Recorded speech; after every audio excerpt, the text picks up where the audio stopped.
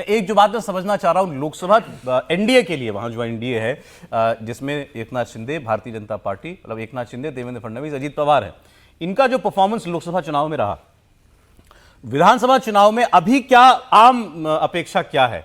इनको उससे बुरी परिस्थिति का सामना करना पड़ सकता है या वहां परिस्थिति लोकसभा चुनाव से बेहतर हो सकती है? देखिए, अभी जो एक कहते हैं कि इम्प्रेशन क्या है? इम्प्रेशन तो यही जा रहा है कि भारतीय जनता पार्टी के लिए बहुत मुफीद जमीन नहीं। आज के दिन में महाराष्ट्र में। और सच पूछिए तो महाराष्ट्र से ज्यादा जिसको कहते हैं अनसर्टेनिटी, अनिश्चितता की स्थिति आपको देश के किसी भी हिस्से में नहीं मिलेगी। सब जगह खेमे तय हैं और सब जगह पता है कि कौन किससे लड़ने जा रहा है आने वाले दिनों में भी। महाराष्ट्र एक ऐसी जमीन है जहां पर अभी तक पता नहीं लग रहा है कि आने वाले 3 महीने में जब विधानसभा का चुनाव होने जाने वाला होगा, उस समय कौन पार्टी कहां पर खड़ी। देखिए, जब हम ये बात कहते हैं कि उद्धव ठाकरे जो है उनको बहुत अच्छी बढ़त मिल गई है, तो मैं इसे नहीं मानता। इसलिए नहीं मानता कि आप देखिए, जो 2019 में उद्धव ठाकरे की जमीन थी, आज वो राजनीतिक जमीन उनके पास नहीं रह गई है। जितनी उस समय उनकी ताकत थी, आज वो नहीं रह गई है कम से कम। दूसरी बात, क्या कांग्रेस पार्टी ये चाहेगी या शरद पवार चाहेंगे कि उद्धव ठाकरे मुख्यमंत्री बने या उनका बेटा बने? कतई नहीं चाहेंगे। कांग्रेस चाहेगी कि आने वाले दिनों में, चूंकि कांग्रेस सबसे बड़ी पार्टी उभर करके आई है लोकसभा चुनाव के अंदर, तो जरूर कांग्रेस पार्टी ये चाहेगी कि उससे ज्यादा सीटों पर चुनाव लड़े। क्या इसके लिए उद्धव ठाकरे तैयार होंगे?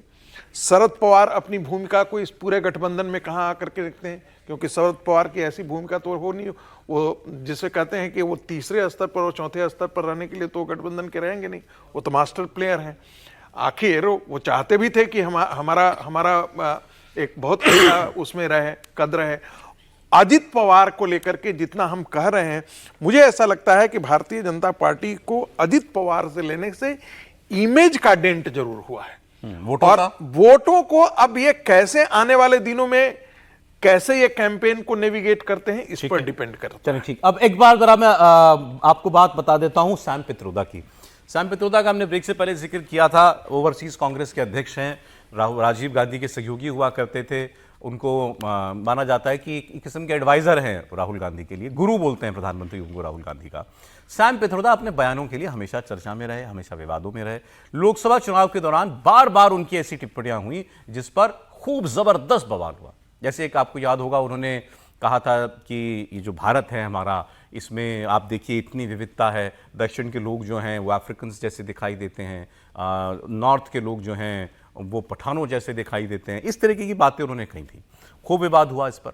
फिर उन्होंने एक जिक्र कर दिया था कि अमेरिका के अंदर इनहेरिटेंस टैक्स लगाया जाता है, मतलब एक पिता अपने परिवार के लिए जो कुछ संपत्ति छोड़ करके जाता है उसका आधा हिस्सा जो है वो सरकार अपने पास रख लेती है, उनके वारिसों को पूरी उनकी संपत्ति नहीं मिलती। तो हमें ऐसे विषयों पर बात करनी चाहिए, ना कि ये मंदिर मस्जिद जैसे विषयों पर। तो यहाँ खूब बवाल हुआ चुनाव के अंदर कि क्या यही चाहते हैं कांग्रेस पार्टी, यही चाहती है कि भारत के अंदर भी इस किस्म का कर लगा दिया जाए, टैक्स लगा दिया जाए कि आदमी अपनी कमाई हुई संपत्ति अपने बच्चों को ना दे पाए पूरी, उसको भी सरकार आधी हड़प लेगी। इसके बाद कांग्रेस पार्टी को लगा कि अब तो नुकसान हो जाएगा। ब्लू स्टार पर हुआ तो हुआ,